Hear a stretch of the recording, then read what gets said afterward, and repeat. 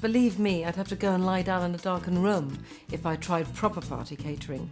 But for children's birthdays or lazy summer gatherings, I've found a way of providing food while still enjoying the party.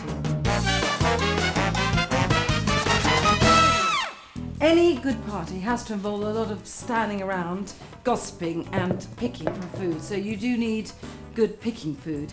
And this is kind of my favourite of all those. I am loath to use the word dip, but in effect this is what it is. It's from Piedmont, it's called bagna cauda, and what it is a sort of velvety gunge, a mixture of melted down anchovies, garlic, olive oil and butter. And it's so wonderful with raw vegetables, mostly I think things like cauliflower, chicory, radish, something sort of peppery. I'm going to use 4 cloves of garlic. I mean, it could be 3, it could be 5, but these things are not crucial. Just minced in. And it is important that the garlic goes into cold oil because you want everything to melt down and you want it to be soft. You're trying to get a sort of an emulsion. And try and get anchovy fillets that have been preserved in olive oil. I usually use about 12. I can't honestly say I'm bothered to count them all, but I reckon that tin must be about 12. I'm going to keep the oil in this tin, however, because there's something about the oil that anchovies have been steeped in. It's so wonderful. I love it particularly sort of drizzled over just plain boiled new potatoes. But I do also have a neurotic inability to throw anything away, and I don't necessarily want to pass that on to you. Okay, so just chop these fairly finely. I mean, be patient about this because it does make it easier for them to kind of meld and melt into the garlicky oil.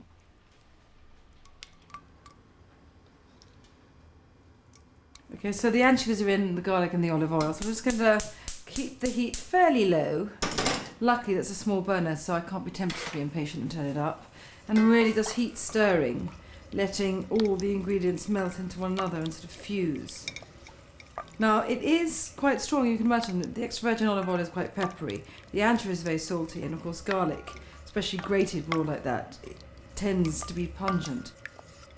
So I'm just going to get a whisk and start adding butter, which has to be very good and unsalted. And this is what balances the flavours of the garlic, anchovies, olive oil, and really adds a sort of tenderness, a creaminess. You want to go fairly slowly because you want to incorporate the butter gradually so it doesn't just get runny, but it gets glossy and slightly thicker. And although it's meant to be for dipping vegetables in, it's quite useful as a sauce. I quite like it just drizzled over a bit of steak or kind of char-grilled lamb. I mean, anchovy and lamb goes very well. Just beautiful smelling. I'm just going to degrease. And now, particular joy of the whole bagna cauda experience. The spirit burner, if I were really lucky, I'd be doing this in a fondue set, but still. The point is you want this to keep warm so it doesn't start splitting, and then people can mill around in the garden, dipping things in, and you can be cool about it.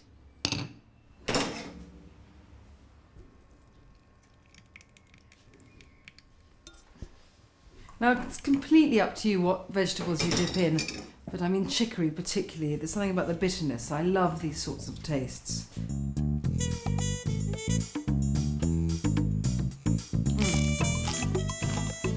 Fabulous. May the dip return.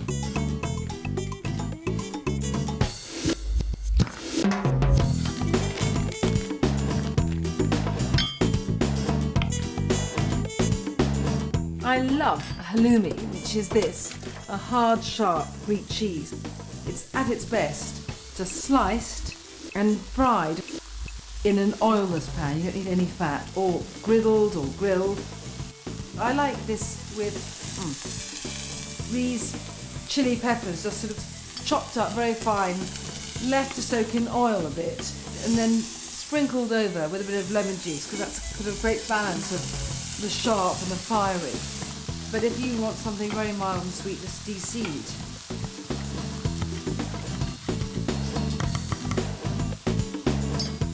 I'm going to put some olive oil, really lovely thick green olive oil, in here.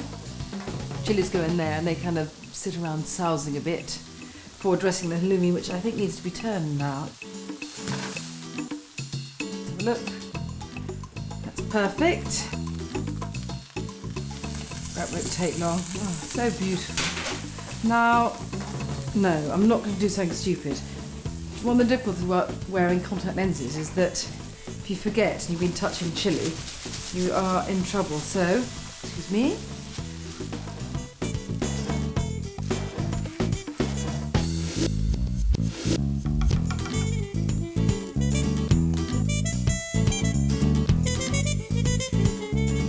And then all I have to do is just sprinkle with this wonderful red chilli.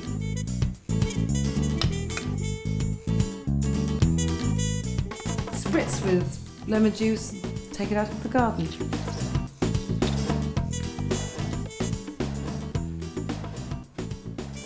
This is something else which is perfect for picking food at parties. Union Square Cafe nuts. These are sort of mixed nuts, Brazils, walnuts, hazelnuts, pecans, almonds, unpeeled almonds very importantly. I've roasted them just to get all their sort of aromatic flavour. And as I said, they're spice nuts, and the spice mixture is really quite simple. It's some dark muscovado sugar, about 2 teaspoons. I just have to tell you that this treatment takes a nut into a completely different dimension. About the same amount of salt. I need something to counter that treacly sweetness. 2 teaspoons, a tablespoonful. Just scrunch it up a bit so that it's not too coarse. And for heat, cayenne pepper, really as much or as little as you want. And then, and this makes just such a difference, some finely chopped fresh rosemary. I mean, about 2 tablespoons worth, were you to measure it, which I don't suggest you do. And you know, I first had these at the Union Square Cafe in New York. It was sort of one of those really hot Manhattan nights, and I went in and had a glass of cold beer, and I was sitting at the bar, and they have these dotted about the bar, and may I say, you have one bit of these, and that's it, you're lost. If you haven't got fresh rosemary, I wouldn't use dried here, I have to say. You could always use a dried herb that would be better at that, like some dried thyme, maybe. Right, should be fine enough now. You want it fairly fine. Add this to the spices. Now mix this together just so that when the spices coat the nuts, it's sort of equally distributed, not just clumps of sugar in parts and salt in others. Wow, beautiful. Heat on, and about a tablespoonful of butter, I mean not much. Tools. So let the butter melt, just add the spice mixture and turn it around a bit just so that it's all over. And then the nuts, this is cool enough now, so just turn them in this aromatic butter so that they're sort of slicked, lightly covered. You can see the speckles of rosemary as well, how beautiful. These are really wonderful, you know, when you've got friends coming out to supper and you haven't got time to do the first course. I mean, just put these on the table and everyone's happy, and to be honest, they are so fabulous. You could probably dispense with the main course as well. From spice nuts to pudding, everyone ecstatic. Beautiful. I mean, look, got their lovely bronzy gold colours against the silver of these bowls. How unfortunate that I'm spilling them. I just have to pick them up and eat them in a minute. I present to you, beautiful or what? Barbecuing is the great American culinary art, so it's not surprising that the contribution to the literature comes mainly stateside. It's one of my favourite books, License to Grill, which is a rather fabulous book, which I read a lot, mostly in the rain, dreaming of barbecuing, but there you go. It's a recipe here which I like a lot, not that I can cook it, but still. Fancy ash roasted potatoes, which are wonderful because I've eaten them. Really what the deal is here is you get potatoes, you wrap them in tin foil twice and then plunge them straight into the hot coals. This is really barbecuing for people who use grilling as a way of communing with nature, and unfortunately I just commune with a gas cylinder. Another American book that I love, The Barbecue Bible. This is one of my favourite chapters, Bird Meets Grill. If you can see this picture, the sort of whole parade of spatchcock chickens, and that's really the way I like to cook my chicken on the grill. I mean, not that many of them, unfortunately, but come rain or shine, I can be at my grill with a spatchcock chicken or two. Once you've spatchcocked like a chicken or a quail, in other words, you just cut it down one side and open it flat. It takes much less time to cook. Basically what you're doing is cutting either side of the spine. I find scissors easier, but I mean, if you want a knife, I'm too clumsy to be safe with a knife. Right, and then I just want to take that bit of spine out, so this is the other side.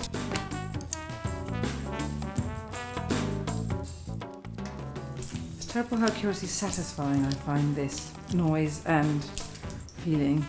But then I like a bit of dismemberment in the evening. There we are. And that's, just lean on it. The marinade for the chicken is fairly simple. Lemon juice, peppercorns, garlic, olive oil. Not extra virgin, ordinary. So that's it, ready for tomorrow.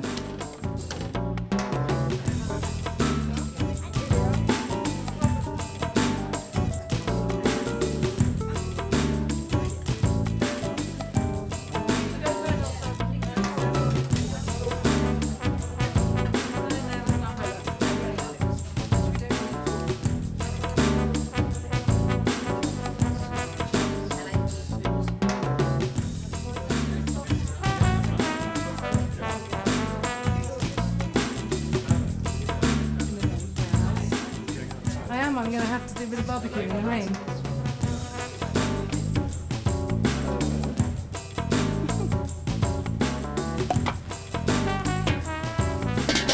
English summer, welcome to it.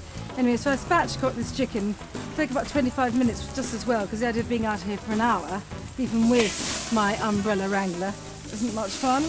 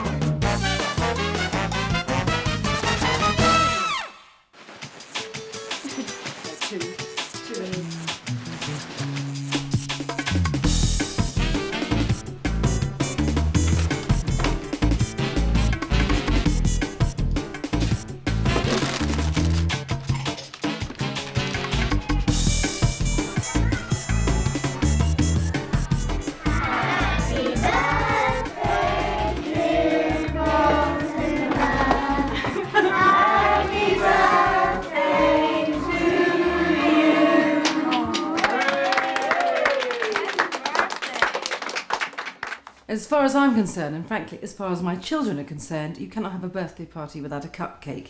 And they are incredibly easy to make. It's 125 grams of sugar, caster sugar. More needed. Same, 125 grams of self-raising flour.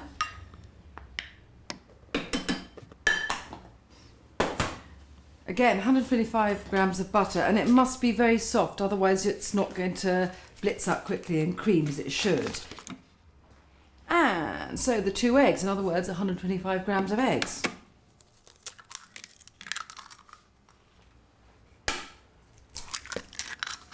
And a bit of vanilla. If you want to make these chocolate, it's very easy. Just take out, a spoonful like this of the flour and replace it with the same amount of cocoa. Okay, so a quick blitz. Okay, so what you need is a soft dropping consistency. You need a bit of milk to help you get there. I don't know, a tablespoon, 2 tablespoons. This is full fat milk here. Only thing that's important though is that it's at room temperature, and really everything should be, because chuck something cold in, it'll make it curdle. Doesn't matter entirely, I mean it's not a disaster, it just won't be as light. Great, and we're ready to go. Now you have to be very, very patient to be doing these little mini ones, and I'm not that person. But the reason I keep them little often for the children is that, to be frank, although children love cupcakes, they tend really just to want to lick off the icing, so there's no point in majoring on sponge. Don't overfill, simply because you want to leave room for the icing, and I think they look rather nice if the icing is flattish, rather than if it cooks so much you've got a kind of hump top. I've got the oven preheated to 200, and frankly these little babies will only need about 10 minutes. I would start looking at 7 just in case, and nor will they need very long to cool before you can start icing them and letting the artistic spirit speak within you.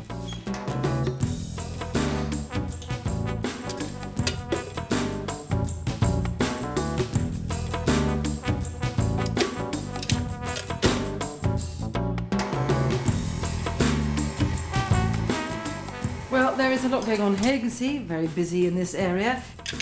I'm just going to start dyeing the icing. And I do think for food colouring, and I know that it's not an art that most people want to practice these days, but anyway, I really do advise using these pastes, not the little bottles. One, because the trouble with those bottles is that they tend just to dilute the icing quite a bit if you want to get a good depth of colour, but also the range of colours here is just truly fabulous. Okay, I'm going to go a bit more purple just because I always like just to go that bit too far, I suppose, but still, let's go. Just look how beautiful this is, I'll show you, hang on.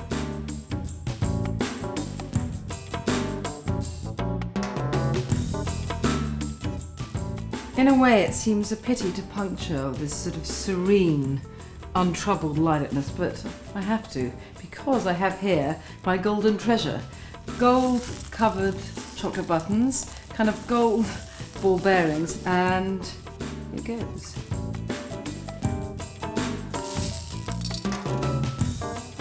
Slightly over the top here, not to say vulgar, but hey, this is the Versace of cupcakes.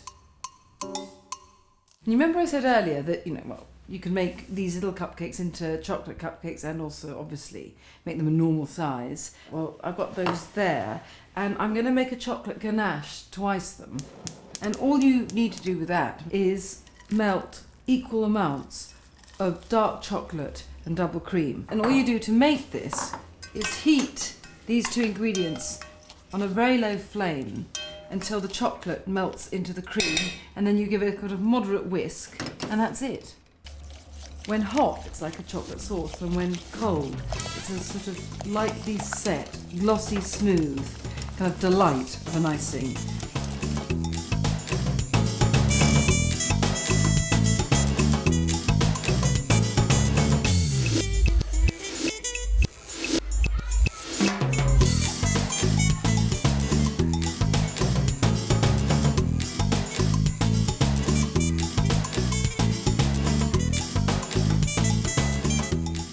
I have to say there are a few things better than just ordinary cooked sausages, but I make these things called pigs in blanket for children's parties because my children like them, and because I can't resist the name.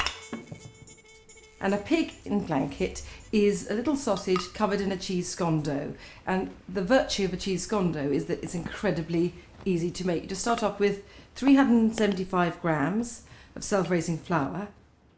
I mean, the original pig in blanket, I think, is a wartime recipe, and they tended to use potato pastry, I suppose, just because it sort of bulked everyone up. But believe me, I don't need too much bulking. Right? And as I say, it's cheese scone, and I use red Leicester, about 25 grams, because I like the colour. It doesn't matter, use whatever you want. Just grate it in, and look, these wonderful kind of tangerine dream curls. Okay, and so basically this is with the addition of some salt, and I think it has to be fairly salty. And then really this is just my bowl full of dry ingredients, and all I'm going to do now is just stir in some liquid ingredients. So for that I've got 250 mils of full fat milk. I need some vegetable oil, about 3 tablespoons. I mean, butter would be the sort of more normal way of doing it, but you would have to melt the butter. And the reason why I use vegetable oil, because it means the children can do this by themselves, because obviously I wouldn't want them, you know, melting butter by themselves. Right, and an egg. Just fork this together and just pour this in here and just fork it through. Go cautiously because flour absorbs liquid differently depending on the weather, depending on the batch of flour, everything. You just have to go by eye. So I do need quite a bit more flour in here. You want this to be kind of sticky and tender and soft, but it has not to be so sticky that it will stick to the work surface when you roll it out. A bit more flour, just for rolling purposes. Now this dough is so easy, you can really either sort of pat it out or roll it out. So I've just done a bit of patting just because I love the feel of it. And now some rolling, a kind of rough rectangle. Doesn't really matter what shape it is, but you want it fairly thin because the self-raising flour will make them puff up. And these are, you remember, pigs in blankets, not pigs in duvets. Okay, that's about right. And then cut this into, I don't know, strips. You can see what size these sausages are, so it's just going to have to contain that.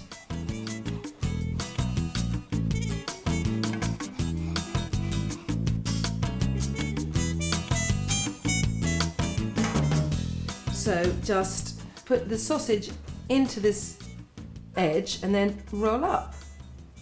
And there we are, this is pig in its blanket. So I'm just going to carry on swaddling these babies, and then when I've got a full nursery there, I'm going to brush them with some egg, sort of whisked with some salt, just to give a wonderful golden colour and also sort of more savoury oomph. And then bake them in a hot oven, about 220 for, I don't know, 10 to 15 minutes. Then just, they'll be lovely, out of the oven, on the table, into mouths.